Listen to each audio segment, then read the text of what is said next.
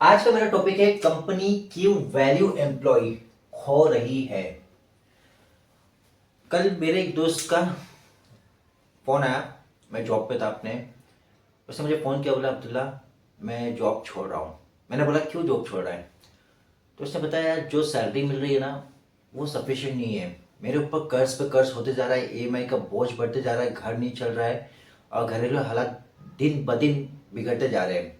और मैं ठीक से सो नहीं पा रहा हूँ, ठीक से कुछ कर नहीं पा रहा हूँ, टेंशन बहुत है। क्या करूँ यार?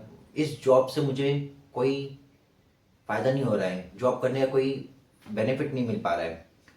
तो मैंने उसकी बातों को सुना, लेकिन जो लहजे से वो कह रहा था मुझे फोन पर, उसकी आवाज़ में मानो बहुत दर्द था, बहुत तकलीफें थी। और मैं बता नहीं सकता कि वो किस हाल में था। मैं सिर्फ इतना कह सकता कि वो जिस हालत में बात कर रहा था वो एक अच्छी हाल में नहीं था। वो बहुत टेंस में, डिप्रेशन या फिर फ्रस्ट्रेशन, डिप्रेशन हो जाता है ना, जिस वजह से इंसान डिप्रेशन में चल जाता है, ठीक उसी लहजे में वो बात कर रहा था। तो मुझे लगा क्यों ना मैं, ऐसे कई लोग हैं हमारे समाज में जो उस मेरे दोस्त अब्दुल्ला की तरह होंगे, जो इसी तरह से वर्क कर रहे हैं और इसी तरह से फ्रस्ट्रेशन लाइफ जी रहे हैं। जॉब पे जा तो रहे, लग तो रहा है कि जॉब पे जा रहे हैं, लेकिन सिर्फ फॉर्मेलिटी पूरा कर रहे हैं ताकि जो बेसिक नीड्स है, उसके नीचे की भी जो नीड्स है वो थोड़ी सी पूरी हो सके। तो मैंने सोचा क्यों ना मैं ये कहानी आप लोगों के साथ शेयर करूं, ताकि ऐसे शख्स, जो ऐसे लोग हैं जो मेरी तरह, दोस्त, मेरे दोस्त की तरह जो जॉब छोड़ रहे हैं, वो इस चीज से कुछ लर्निंग ले सके और कंपनी, स्पेशली कंपनी भी कुछ स्टैंड ले सके उन लोगों के लिए। आज तो माहौल ऐसा हो गया है कि जब से एआई आ गया है और आने वाले वक्त में ह्यूमनॉइड रोबोट जब से आ रहे हैं, तो कंपनी बहुत सारे लोग को ले ऑफ कर रही है, कोई ना कोई रीजन से, कोई ना कोई बहाने से।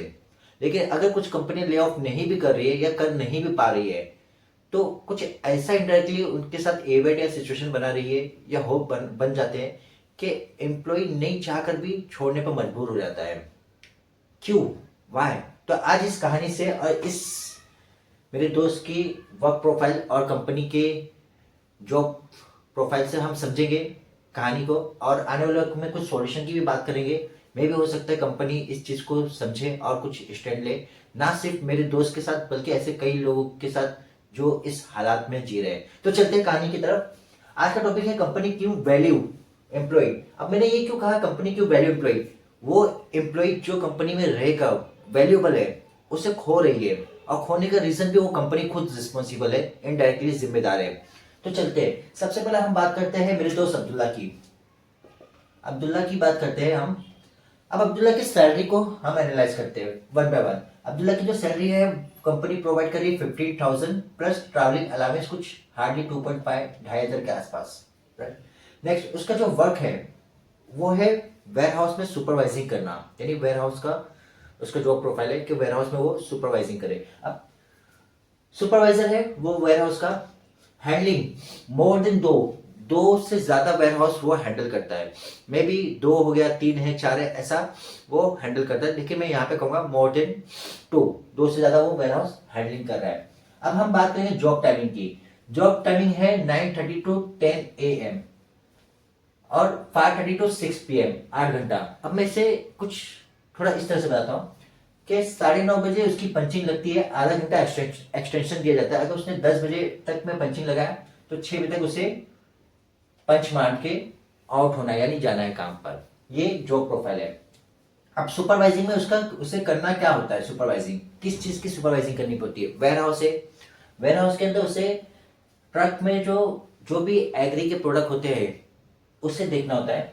तो लोडिंग, अनलोडिंग, क्लीनिंग, वेयरहाउस की क्लीनिंग वगैरह, बुक कीपिंग, अकाउंटिंग, जो भी जा रहा है आ रहा है, इनवर्ट एंट्री, ये सारी चीजें।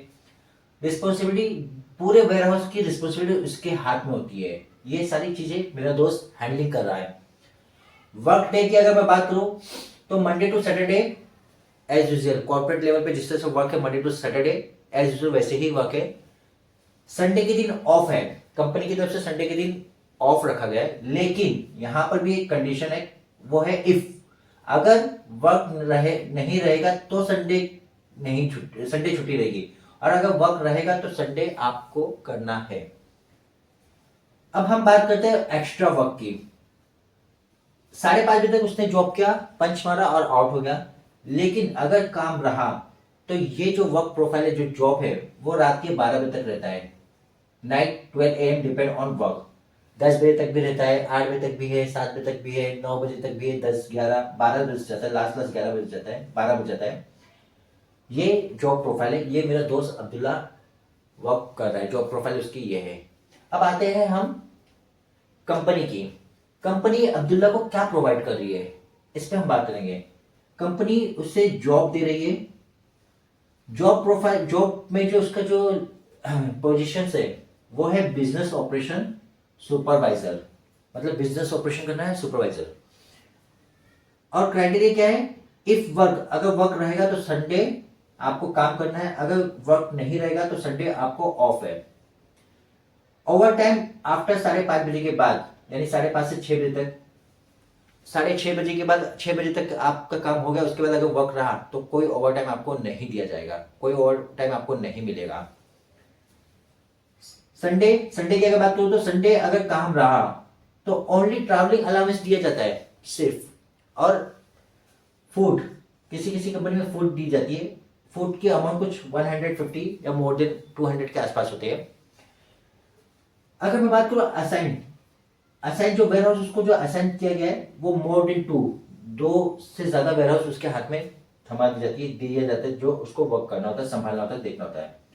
और उसको सैलरी जो प्रोवाइड की जा रही है ना, वो कितना दी जा रही है, 15K। C2C, cost to company, 15K उसे दे रहे हैं। यानी ये कंपनी जो है वो मेरे दोस्त को 15K, 15,000 दे रही है। मेरा दोस्त जॉब पे जाता है, महीने तक उस कंपनी के लिए वर्क करता है, सर्विस देता है। इन एक्सचेंज में कंपनी जो दे रही है वो 15K दे रही है। अब हम बात करेंगे कि 15K से क्या होता है, वो किस तरह से उस 15,000 को खर्च करता है अपने लाइफ में। तो मेरा जो दोस्त है वो उस 15,000 की सैलरी में उसे निकालना होता है, हाउसिंग एक्सपेंसेस भी निकालना होता है, घर के एक्सपेंसेस जिसमें आ जाती है फूड्स, फूड्स आ गया। फिर उसके बाद जो है घर के जितने भी खर्चे, खाने पीने के खर्चे हो गए, डेली खर्चे, डेली जो भी दूध हो गया, पाव हो गया, शक्कर हो गया, दाल हो गया, नमक हो गया, हर एक चीज़ जो एक्सपेंसेस हाउसिंग में आते हैं वो सारी चीज़ें उससे निकालना होता है। मेंटेनेंस, मेंटेनेंस में आ जाता है लाइट बिल हो गया, घर का मेंटेनेंस, फिर उसके बाद जो होता है बाटला, गैस बाटला, उसका मेंटेनेंस, ये सारी चीज़ें जितनी भी मेंटेनेंस है वो सारी चीज़ें उसे इसी 15,000 में निकालना होता है। फिर साथ ही साथ में उसे रूम रेंट भी देना होता है। रूम रेंट आज की तारीख में गिरी से गिरी हालत में भी ना, अगर मैं पकड़ू ना, तो 5,000 के नीचे कहीं पर भी रूम रेंट नहीं है मंथली। फिर उसके बाद रूम रेंट के बाद उसे चिल्ड्रन एजुकेशन, बच्चे की फीस, 2 फीस पे करता है वो। एक ट्यूशन पे करता है, एक अरबी की करता है फीस पे, और एक स्कूल की फीस पे करता है। सॉरी, टोटल 3 फीस पे करता है। उसकी जो फीस जाती है वो 3 जगह जाती है, अरबी, ट्यूशन और जो है उसके स्कूल के। फिर उसके बाद ये सारी चीजें ना पूरा नहीं होता है, तो इस चीजों को पूरा करने के लिए उसने क्या किया मालूम, उसने ईएमआई लिया। ईएमआई भी कुछ चीजों के लिए लेनी पड़ी। अब वो ये 4 चीज तो पे कर ही रहा था, उसके बाद एक और बोझ उसके सर पे है, ईएमआई का। अब मुझे बताइए कि मेरा दोस्त अब्दुल्ला 15,000 में ये सारी चीजों को कैसे कवर करेगा। जब मेरे दोस्त मुझे फ़ोन कर रहा था तो उसके आंखों में आंसू थे, और वो कह रहा था कि अब्दुल्ला, मैं जॉब छोड़ रहा हूँ। रीज़न ये है कि मेरे ईएमआई इतना बढ़ते जा रहा है, इतना बढ़ते जा रहा है, घर का खर्चा पूरा नहीं हो रहा है, रेंट पूरा नहीं हो रहा है, उसके बाद जो है मेंटेनेंस पूरे नहीं हो रहे, बच्चे की फीस नहीं दे पा रहा हूँ, और साथ ही साथ में मैं ईएमआई दिन ब दिन बढ़ते जा रहे हैं। जो 15,000 आता है आज, पहले तो ऐसा तो वक्त था कि 15,000 आता था तो थोड़ा बहुत हैंडलिंग हो भी जा रही थी, लेकिन ईएमआई जो डबल हो रही है, इंटरेस्ट पे इंटरेस्ट उसका जो एक्सटेंड हो रहा है उसी के ऊपर, फिर इसी के ऊपर जो ऐड ऑन हो रहा है, वो इतना हो गया कि 15,000 भी अब मेरा खर्च से बाहर हो गया है। अब मेरे पास ये रास्ता नहीं है कि मैं इस जॉब को कंटिन्यू करूँ। तो मैंने कहा हाँ, बात तो सही है, सैलरी भी बहुत कम है, वर्क के हिसाब से तो जो हमारा पोजीशन और जो हमें वर्क है उस हिसाब से तो सैलरी सफिशिएंट नहीं है, 15,000 में कुछ नहीं हो पाएगा। और तो उसने कहा कि हाँ, मैं बहुत मजबूर होकर जॉब छोड़ रहा हूँ, जॉब बहुत अच्छा है, यहाँ के लोग बहुत अच्छे हैं, कंपनी की जो इन्वायरमेंट है वो काफ़ी अच्छी है, काफ़ी फ्रेंडली है, कोई भेदभाव नहीं है, कोई रिलीजियंस के भेदभाव नहीं है, कोऑपरेटिव है। एक दूसरे को सपोर्ट करते हैं, एक दूसरे के साथ मोहब्बत से पेश आते हैं, एक दूसरे रिलीजन्स को नहीं देखते बल्कि एक दूसरे के साथ बैठ के खाना वाना सब खाते हैं, और ऊपर के जो हेड जो सर है वो भी सपोर्टिव है। ये सारे इन्वायरमेंट मिलने के बावजूद भी वो छोड़ना चाह रहा है, लेकिन मजबूरी में, ये सारी चीज़ें वो मजबूरी में छोड़ना चाह रहा है।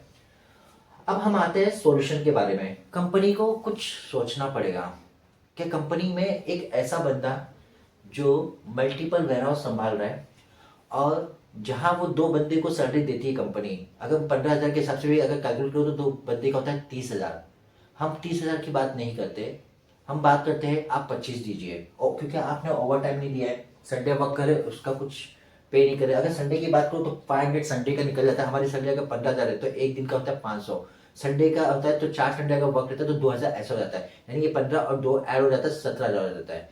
लेकिन वो भी आप प्रोवाइड नहीं कर रहे, तो आप ओवर टाइम भी ऐड नहीं कर रहे, ओवर टाइम का भी नहीं दे रहे, तो कम से कम कंपनी इस बारे में तो डिसाइड करे कि जो मैं सैलरी प्रोवाइड करूँ अपने एम्प्लॉय को, क्या वो सही है उसके लिए।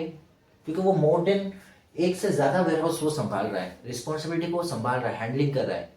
तो उसे उस कंपनी को चाहिए कि कंपनी एक फेयर वेजेस पे करे अपने एम्प्लॉय को, ताकि वो एम्प्लॉय अच्छे से सांस ले सके, जिंदगी जी सके, और आपकी कंपनी की प्रोडक्टिविटी को हायर कर सके। तो चलते हैं सॉल्यूशन की तरफ में। कंपनी को चाहिए कि कंपनी संडे के दिन अगर अगर नहीं सैलरी बढ़ा रही है तो 500 उसे पे करे, उसके जॉब के हिसाब से। जो भी उसकी सैलरी है 15,000 है तो पर डे का 500 होते हैं, वो उसे पे करे। नेक्स्ट, 6 बजे के बाद ओवर टाइम पे करे अपने एम्प्लॉय को। ये दूसरी क्राइटेरिया होना चाहिए।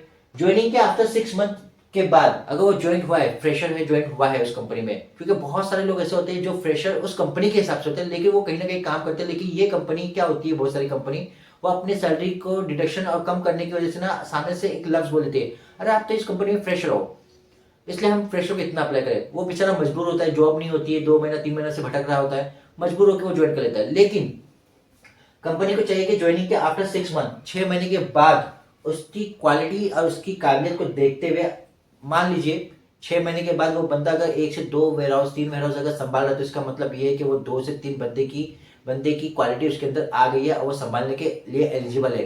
तो कंपनी को चाहिए कि आफ्टर 6 मंथ के बाद उसकी सैलरी बढ़ा दे। कंपनी उसकी सैलरी, यहाँ पे मैंने कंडीशन रखा है कि अगर वो मोर देन 1 वेयरहाउस को संभाल रहा है, यानी एक अपने वेयरहाउस के साथ दूसरा वेयरहाउस संभाला, 2 हो या 3 हो 4 हो, कितना भी हो, जितना वो संभाल सकता है उस टाइमिंग में, तो कंपनी को चाहिए कि उसकी सैलरी मिनिमम 25 उसे दे आफ्टर 6 मंथ इन हैंड होना चाहिए। ये उस कंपनी का राइट है कि वो अपने एम्प्लॉय को फेयर वेजेस दे 25 के, क्योंकि वो आपके 2 एम्प्लॉय के बराबर काम कर रहा है, बट आप उसको दे रहे 15,000, ना ओवर टाइम पे कर रहे, ना ही आप ओवर टाइम पे कर रहे, और ना ही आप उसको एक्स्ट्रा संडे का भी पे आउट कर रहे हैं।